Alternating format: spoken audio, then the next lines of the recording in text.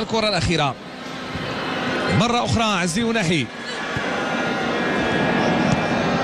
مين عدلي، براهيم دياز، دخول داخل منطقة الجزاء، محاولة ممتازة، فرصة هدف جميل، ولكن الحكم كيرفض الهدف بناء تسلل.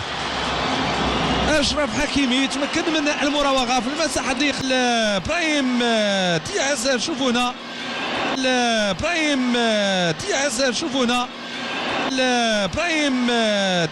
شوفونا فالحكم كان على تسلل. مشاهدينا الكرام وعشاق الساحرة المستديرة، أينما كنتم مرحبا بكم في فيديو جديد.